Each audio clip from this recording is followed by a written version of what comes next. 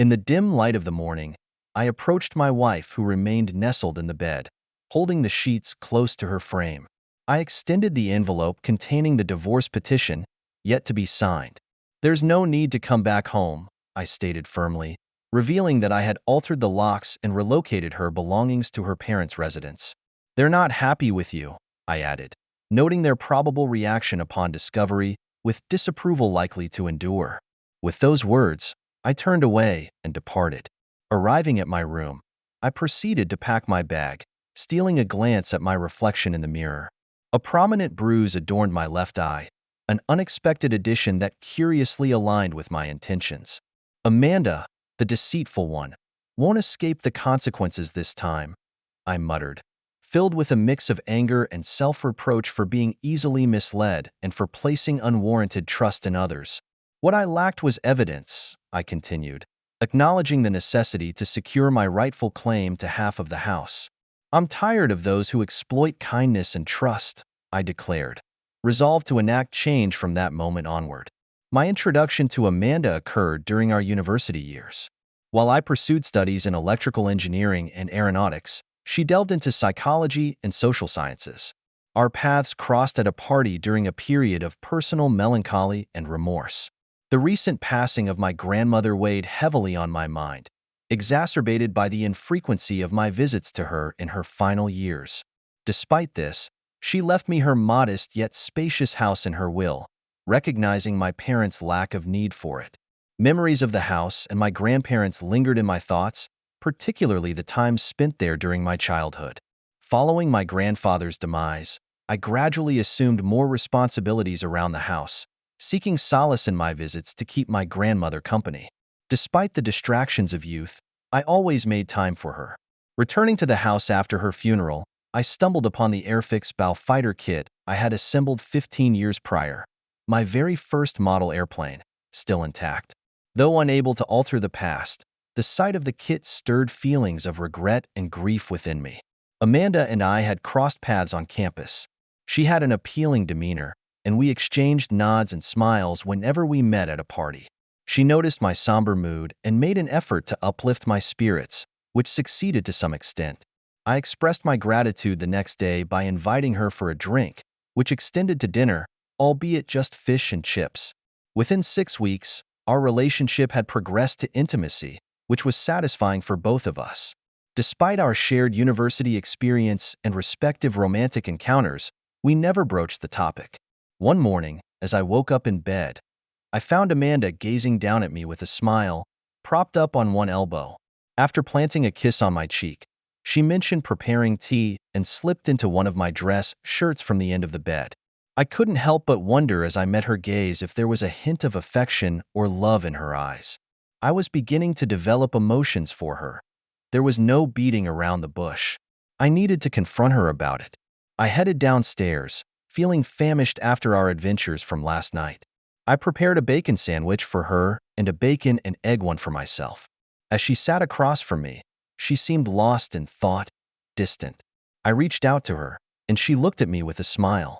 Seizing the moment, I confessed, "Sweetheart, there's something important I need to tell you. I'm starting to develop strong feelings for you." Her reaction was unexpected. She leaped up, circled the table, and sat on my lap. It was slightly uncomfortable since she wasn't wearing underwear. I wasn't fully aroused, but not entirely soft either. She took my face in her hands and kissed me passionately. "Thank goodness for that. I love you too. I was just figuring out how to tell you without scaring you away." Even though I hadn't explicitly mentioned love, I let it slide. "So, does this mean we're exclusive now?" I inquired, mindful of our respective backgrounds.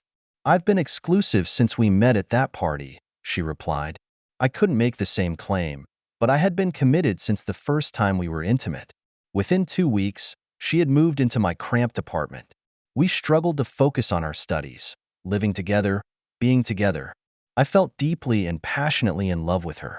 The future posed a bit of a dilemma. I had a job waiting for me in my hometown at my dad's company, and I had my grandmother's old house to live in. Amanda's hometown was 70 miles away. Upon returning to her parents' place, she swiftly secured a position at a prominent insurance company with branches nationwide. We spent alternate weekends commuting along the M4, becoming intimately acquainted with every pothole along the route. Then, serendipity struck. The deputy manager of her company in my town announced retirement, and upon learning of our connection, her company arranged an interview for her. She performed admirably and was offered the position, which she accepted. Consequently, Amanda will be relocating to my hometown in approximately 3 months. This timing was perfect as I had proposed to her, and we were planning a May wedding at our local church, adorned with blossoming cherry trees casting natural confetti. Everything seemed idyllic until I made a discovery. Amanda's birthday fell on the Friday I was scheduled to visit her. Taking a day off, I journeyed to her place on Thursday night to surprise her, armed with a dozen roses. Arriving at her flat, I noticed her car parked in its usual spot, but the apartment was dark. Letting myself in, I found no trace of her. Perhaps she had stepped out for errands. I arranged the roses in a vase and brewed a cup of tea. But after half an hour, Amanda had yet to return. I checked her phone's location and discovered she was at the pub around the corner. It wasn't a spot we frequented as it tended to be noisy with a young crowd proud. I had considered calling her, but that would spoil the surprise. I headed over to the pub where the noise level was high. Scanning the room, I initially couldn't spot her, but then a sudden movement caught my attention. There she was, with her arms wrapped around the neck of a vaguely familiar man.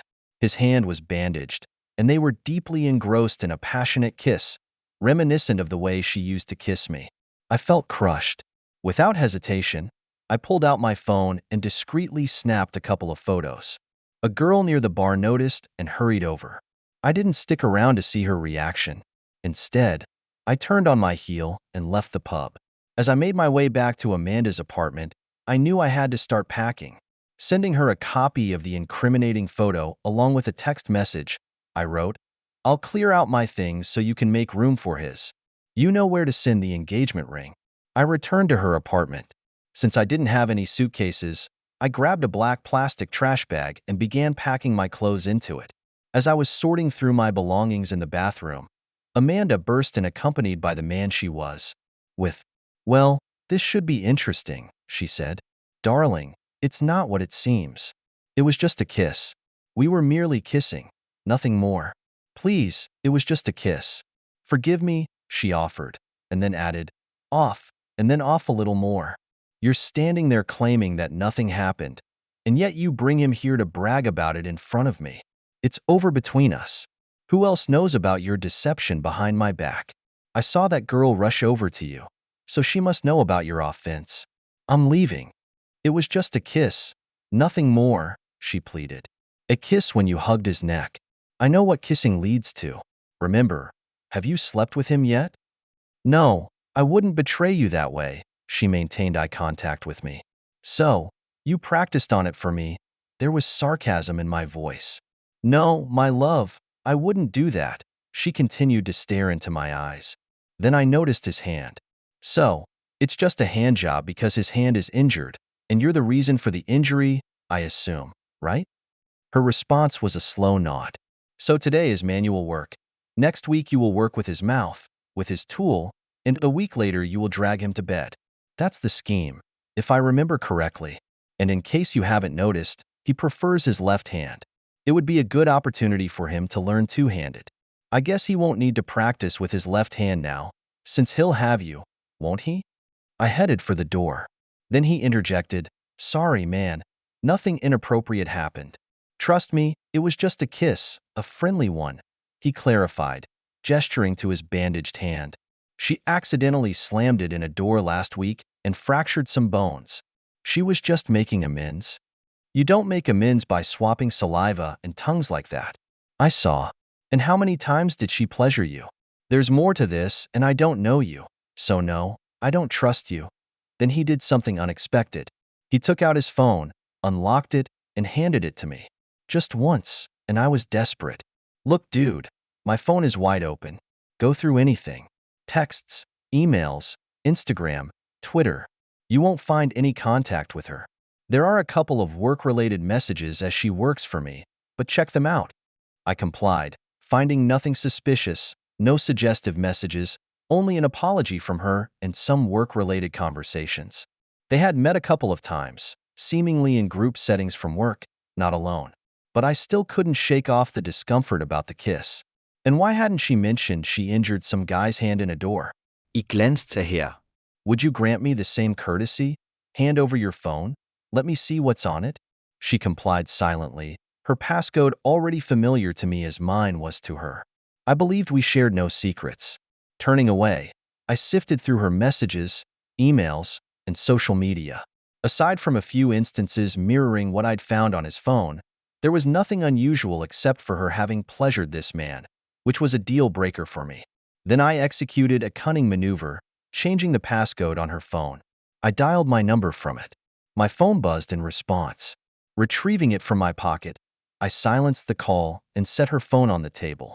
Gazing at them both, I began to doubt anything beyond the hand job had occurred. Yet I had no intention of sticking around. Hand over the engagement ring. I'll hold on to it for 2 weeks to decide if it returns to your finger or goes back to the jeweler's. Tearfully, she removed the ring and handed it to me. Now, get out of my way. I departed outside, raising the volume on my phone to eavesdrop on their conversation. I'm sorry, Amanda, he apologized. I didn't mean to complicate things for you. I do care about you. I never intended to hurt you, but when I mentioned my issues and you offered to assist, I thought you were joking about the hand job. If I had realized you were serious, I wouldn't have accepted. I was just kidding, you idiot. Couldn't you tell? But once you agreed, I felt obligated to follow through. Fair enough, but what about the kiss Michael witnessed? Why did you do that? I do not know. It was impulsive. It was a stupid mistake, especially when everyone was watching in the pub. If she hadn't seen Michael taking the photo and warned me, I wouldn't have checked my phone. The noise there is unbearable. You can't hear anything. Who knows, maybe we got carried away. To tell you the truth, Amanda, if you had offered more, I would have agreed. You're great. I forgot about Michael and your engagement. He hesitated before muttering softly, Hey, if Michael is no longer alive, could we, She exploded with anger. Get lost. Take your hand and get out of here. You've already destroyed my marriage, and we haven't even gone that far yet. You've messed up my life. And now, you're offering to pick up where Michael left off? How incredibly insensitive of you. I don't believe there's anything wrong with your hand anyway. I think you're just pretending, so go away. I need to figure out how to win my man back. I need to apologize to him.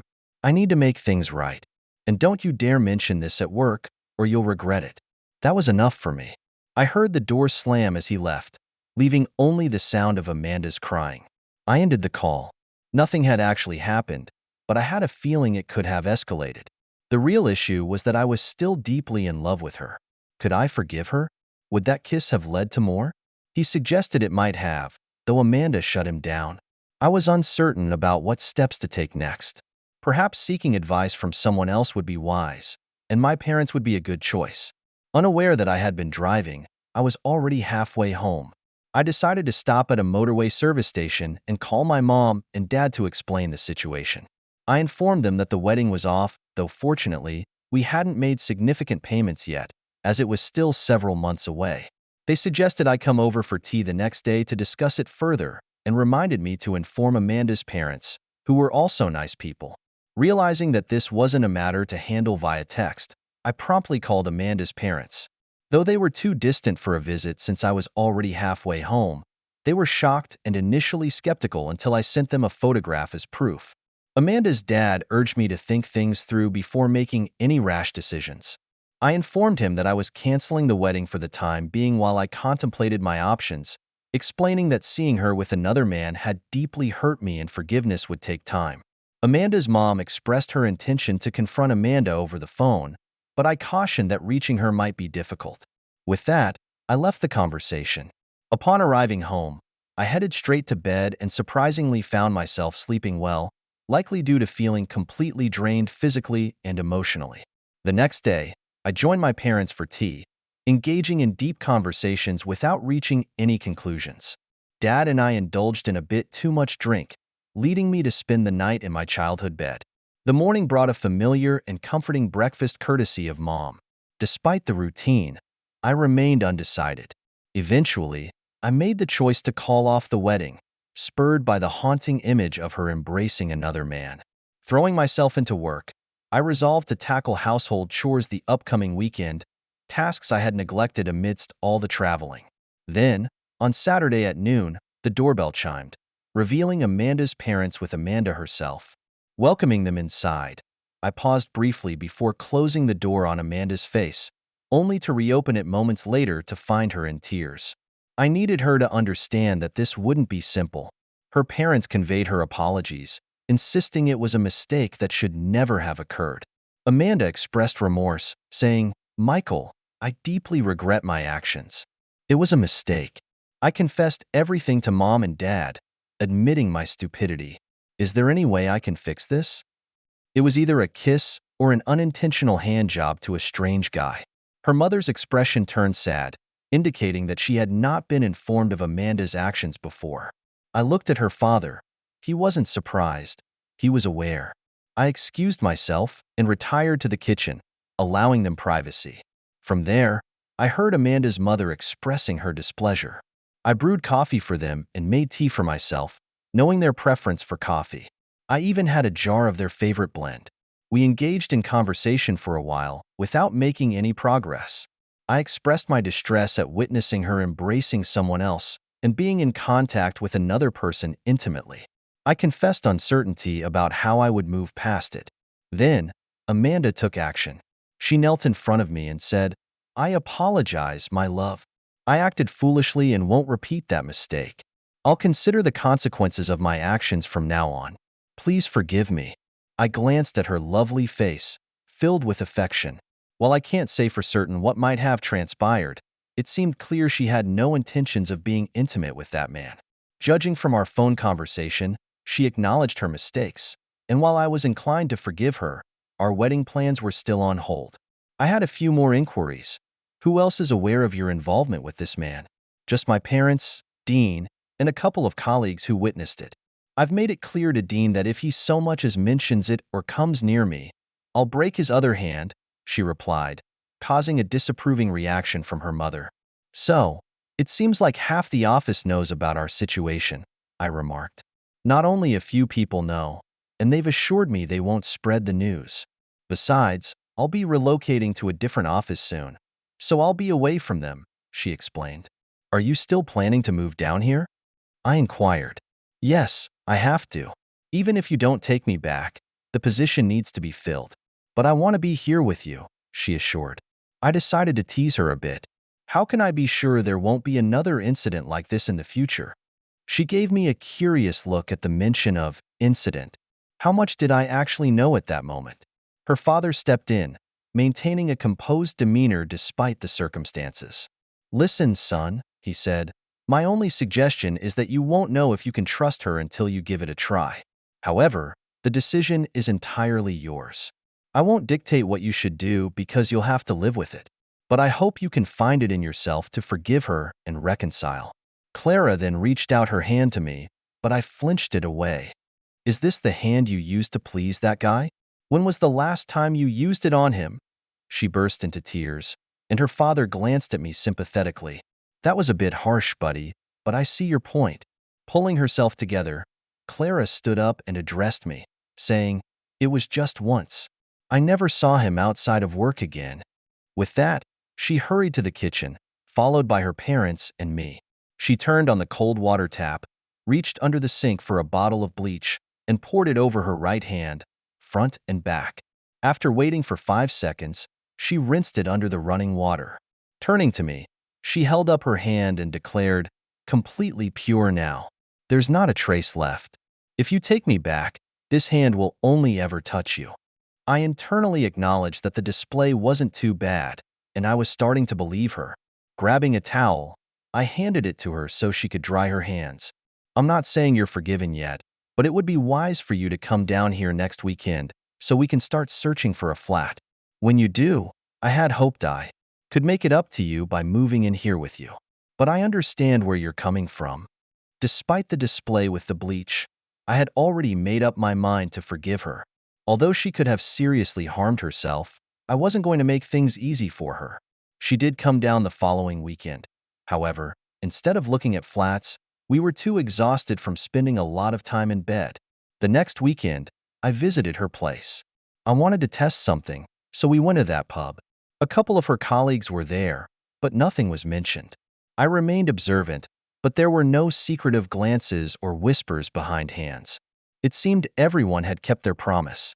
We didn't search for an apartment. Instead, she moved in with me. She slipped the engagement ring back onto her finger, and we opted for an autumn wedding rather than one in the spring. Things went smoothly. We settled into the comfortable routine of married life. We visited our parents, enjoyed holidays together, eventually feeling it was time to have children before our parents became too old to fully enjoy them or help us by babysitting. She stopped taking birth control pills, and we were intimate like rabbits, trying every position imaginable. However, after 6 months, there was no success. We sought help from a clinic, underwent tests, and fortunately, everything was fine. The clinic advised us that conception might take time due to the stress of trying, work commitments, and other factors. They suggested we not obsess over it and let nature take its course, and so we did. We allowed things to unfold naturally. We were both swamped with work during that period. She was occupied with audits, and we were wrapping up a major aircraft repair for a customer, albeit delayed due to supply issues. I was putting in extra hours to make up for the delay within legal limits. Between work, I barely had time for anything else, including intimacy. This hectic schedule was typical for us during this time of year, but things took a turn when Clara's dad had a heart attack. On my one day off, I went over to help out. I hoped that once things settled down in a couple of weeks, we could reconnect romantically. However, everything changed when I replaced a razor blade. Normally, I don't bother disposing of the old one properly. I just toss it in the trash. As I pushed the pedal and the lid lifted, the old cartridge slipped from my hand and missed the bin.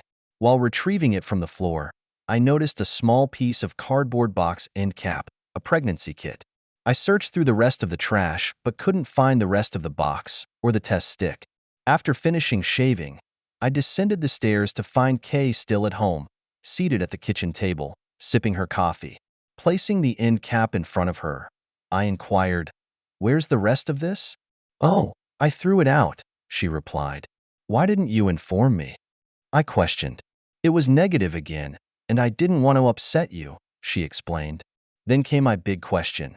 "Why are you taking a pregnancy test? We've only been intimate twice this month. How could you possibly be pregnant?" Her response caught her off guard. She stuttered and coughed before hastily excusing herself, claiming she was late for work, although she wasn't. Concern began to gnaw at me. Was this reminiscent of what happened with Dean, and was it escalating?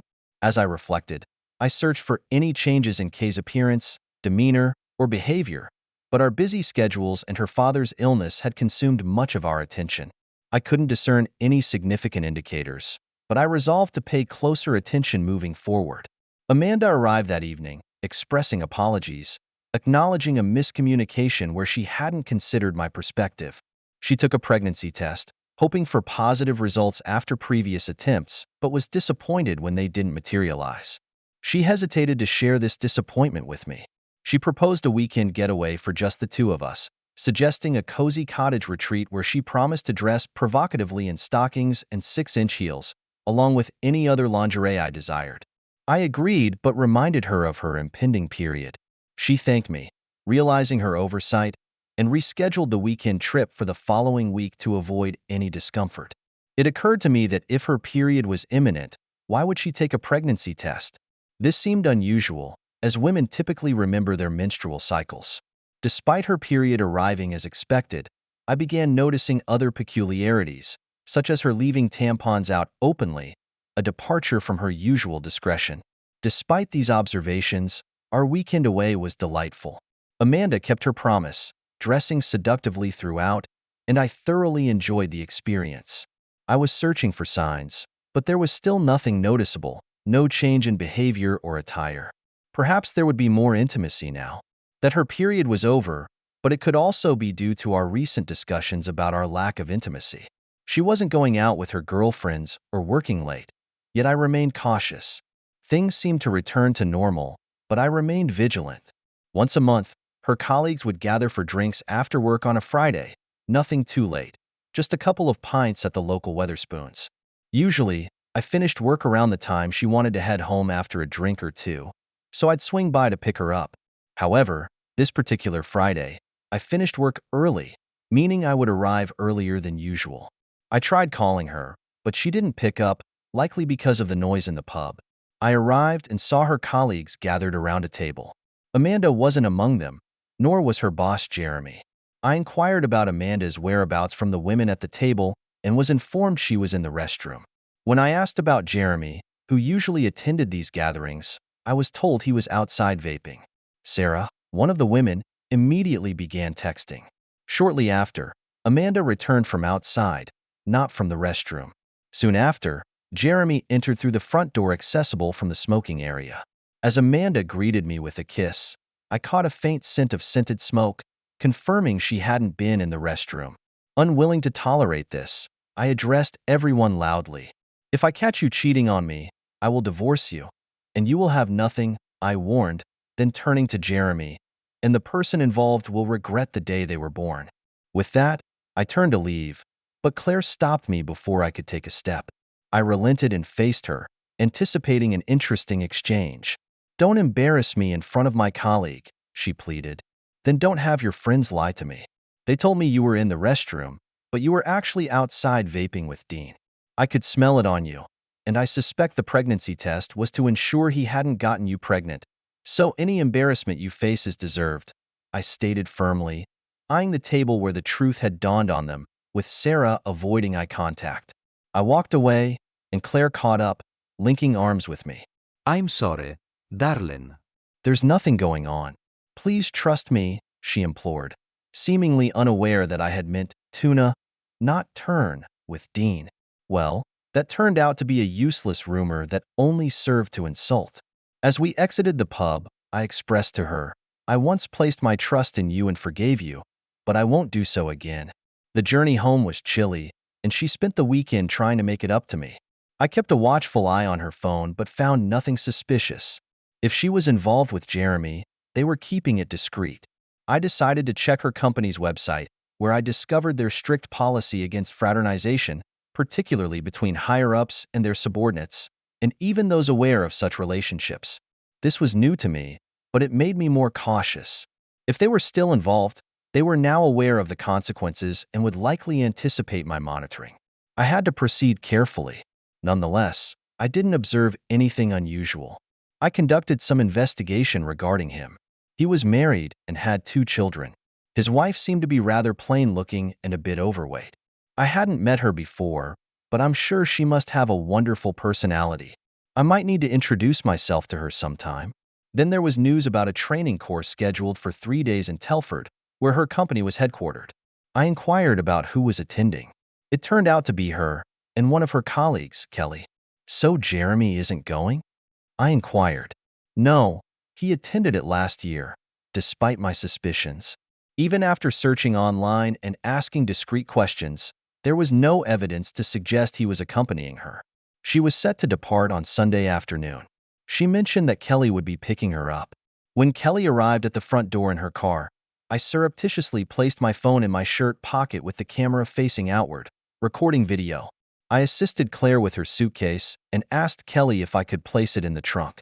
She seemed flustered but unlocked it nonetheless. There were no other suitcases in the trunk, and the back seat was empty. After Claire got into the car, I crouched down and whispered to her, "If you betray me, I'll find out, and both you and him will suffer consequences. So be warned." Kelly's reaction was telling. She became visibly embarrassed, looking down at her lap, her face flushing red. I turned to Kelly and remarked, "Looks like you didn't pack much, did you?" "I forgot to grab them, and we're heading back to my place to pick them up now," she replied, avoiding eye contact. The rest of the evening was spent bracing myself for the worst. I had previously reached out to their main office to inquire about the hotel reservation they had made. I informed them of my intention to surprise my wife with some flowers for our anniversary. They disclosed the hotel's location to me. However, Claire mentioned she wasn't aware of the hotel because Kelly was driving, which struck me as odd. On Monday, I discreetly passed by Claire's office. In Kelly's parked car in the lot, Claire was seated at her desk, not in Telford as she claimed. I used my phone's camera to capture a picture of her. Though it wasn't of the highest quality, it was unmistakably her. I made sure not to reveal my presence. Having already taken 3 days off, packed my bags, and consulted a lawyer, I was prepared. I decided to call Jeremy's wife, Heather, just to confirm his whereabouts, pretending to be from their company. I explained that I couldn't reach him at the office. Heather informed me that he was attending a course in Telford.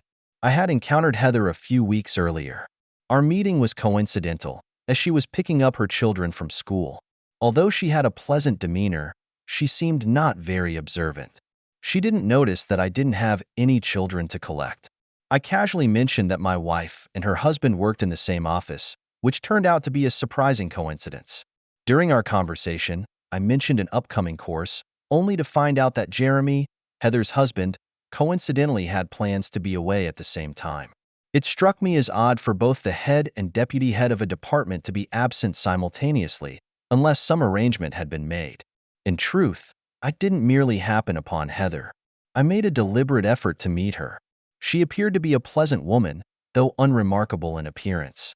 I noticed that her children attended an expensive private school, which seemed unlikely given Jeremy's income. Her attire suggested affluence. It's unusual to use an Aston Martin DBX SUV for school pickups.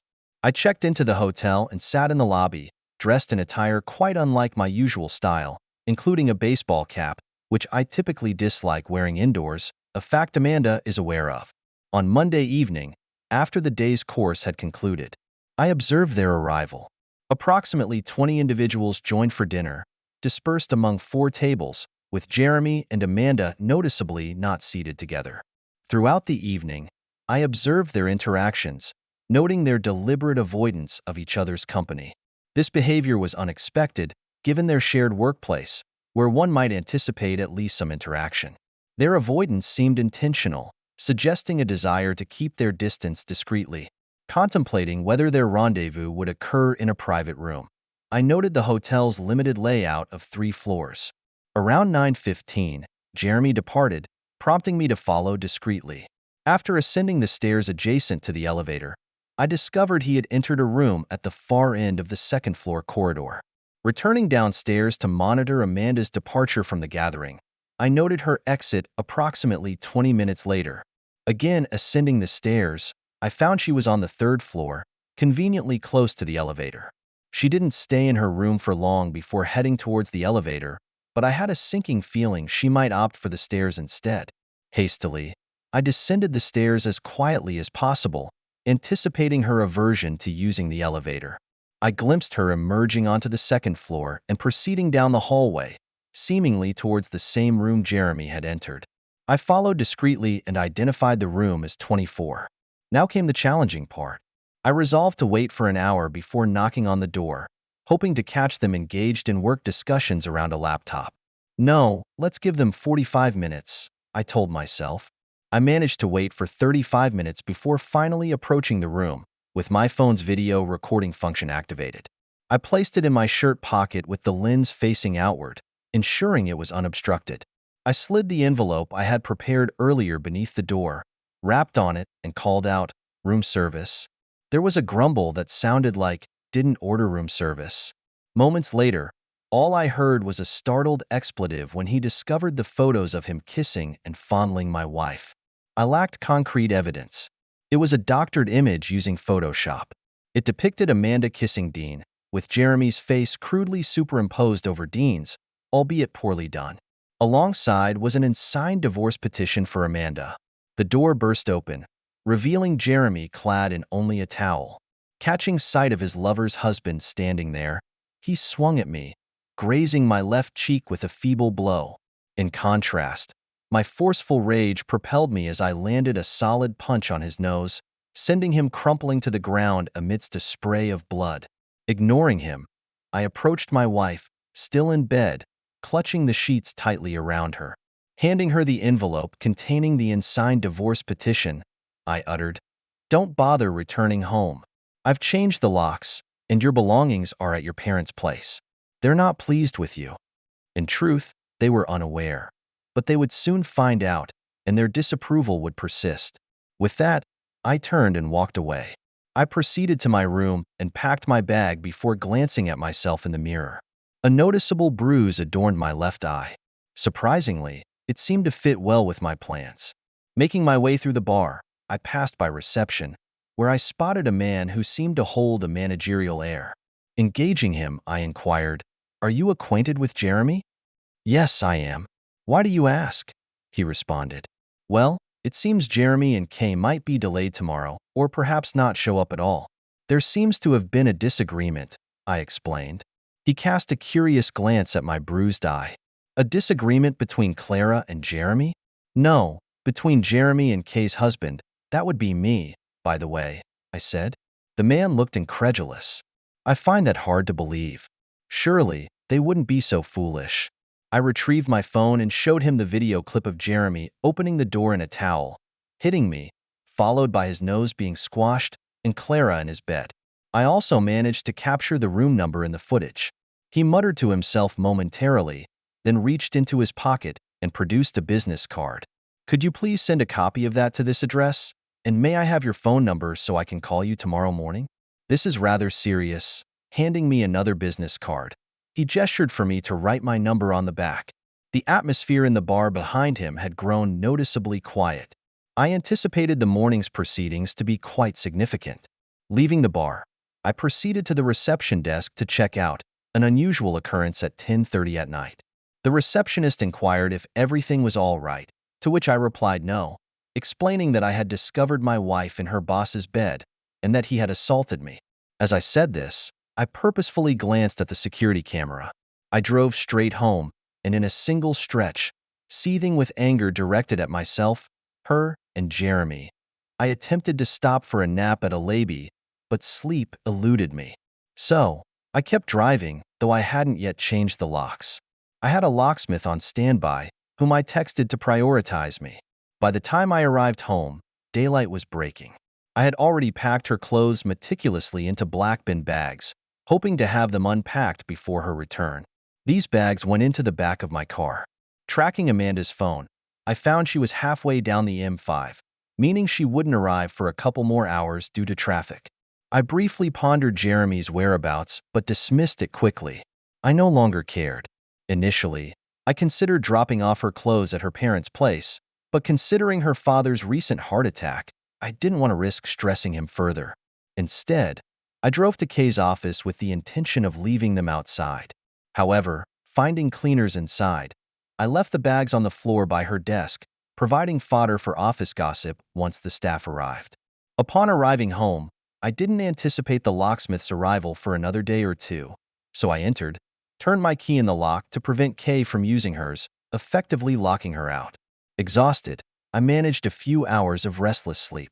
Suddenly, I was startled awake by loud banging and shouting at the front door. It was Kay, looking disheveled.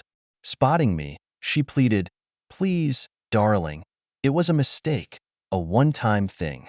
He promised me a promotion before he leaves, and he'll recommend me for his job. I did it for us."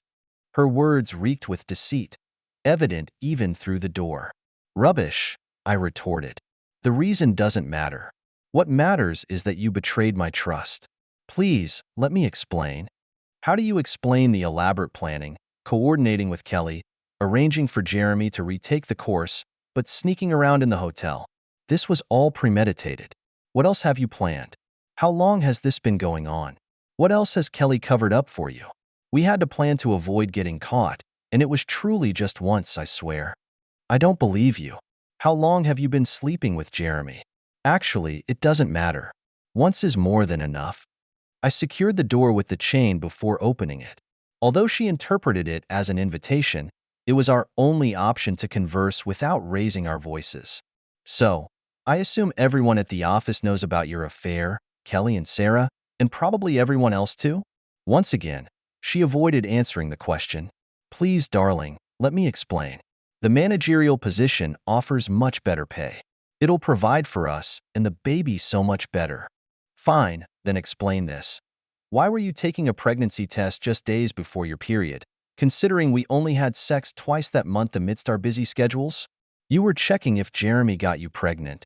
There was no shock or confusion in her expression, just a downward glance that spoke volumes. Pressing on, I declared, I don't need explanations. I just need you out of my life. You've cheated on me twice, and I'm not foolish enough to endure it again. Sign the divorce papers, and let's end this. Her defeated demeanor was palpable. I need some clothes. Can I come pick them up? I left them at your office. The cleaners were kind enough to let me in. I regretfully shut the door in her face, feeling sympathy for her parents. While the incident was still fresh in my mind, I sat down at my computer and drafted a detailed letter recounting the events, from my suspicions at the pub, Kelly's involvement in the deception, and the discovery of Jeremy and Claire in compromising circumstances. I attached photos, videos, and the recently recorded audio from my doorstep. I also forwarded a copy to my divorce attorney, anticipating a legal battle from Claire. Claire initially contested the accusations but eventually capitulated when her lawyer presented the evidence, likely influenced by her parents. She was subsequently dismissed from her job. Kelly faced similar consequences for her role in the affair, leading to strains in her marriage when her husband learned the reason for her termination. Sarah received a formal reprimand and warning, while the rest of the office received informal warnings. Bonuses for the year were canceled, leading to uncomfortable conversations in many households. Additionally, Sarah's boyfriend ended their relationship. The unexpected confrontation came from Jeremy, whom Heather had divorced. He continued the divorce, alleging that Claire had falsely accused him of misconduct to secure his dismissal and take his job. His strategy was to reconcile with Heather to challenge his termination from the company. The case went to court, a rarity in modern times. I was a witness and recounted what I had seen. Jeremy's wife's attorney presented footage showing Jeremy and Claire together. Jeremy's lawyer attempted to have it dismissed, citing privacy concerns since it was filmed on private property. However, its relevance to the divorce was clear as Heather had already viewed it. Then it occurred to me, if the video evidence could be invalidated, Jeremy could sue the company for wrongful termination. The judge didn't buy it. My amateur status as a videographer and the context of its use for gathering evidence of an affair were decisive factors. The location wasn't private property, and the majority of the footage was taken from outside the room, particularly when Jeremy assaulted me. Claire testified on Heather's behalf. She confessed that Jeremy had misled her into believing that sleeping with him would secure her his job, only to later discover the company's plan to replace him with her. Regardless, the court proceedings arose after Heather's divorce was finalized. Claire pursued me after the hearing, pleading for a chance to talk. Ich glänzte her. Despite the trials of divorce evident in the slight weight loss around her face, she retained her beauty in my eyes. Her appearance was impeccable. A pang of sympathy struck me. All right, I could use some coffee after all that, I remarked as I headed toward the door. Swiftly, she caught up to me and looped her arm through mine. It felt comforting, reminiscent of old times. After finding a table, she ordered coffee for herself and tea for me, along with a couple of biscuits. Seated across from each other, she reached for my hand, and I allowed it. Tears welled in her eyes as she spoke. Darling, I'm deeply sorry. I shouldn't have done what I did. There was a hint from headquarters about me possibly getting Jeremy's position, but it remained uncertain. I panicked, thinking they had changed their minds, so I took action, believing it was for our future security.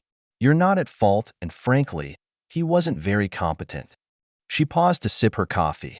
Can we please try again? I'll do anything, even if it means you being with another woman. I'll do whatever it takes to win you back. I love you so much. Please, allow me to make amends. Please, give me another chance.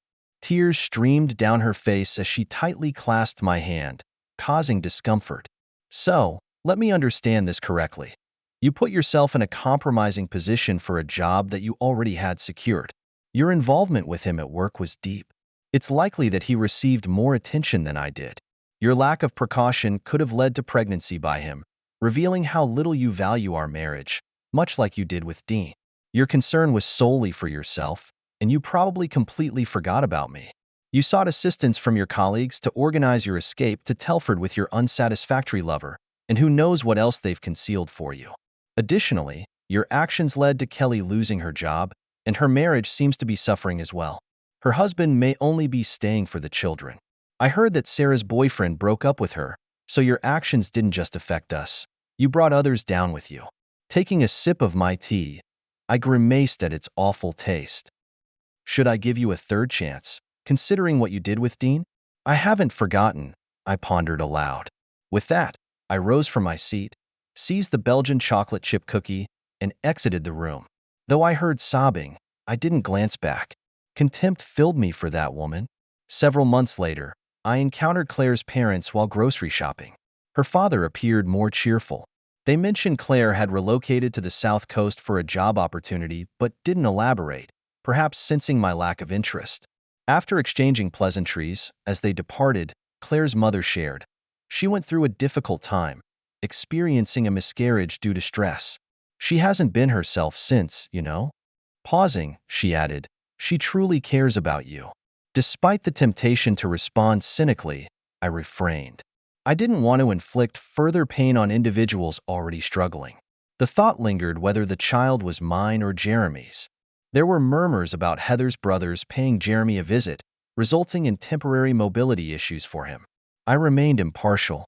As for myself, I concentrated on living life to the fullest.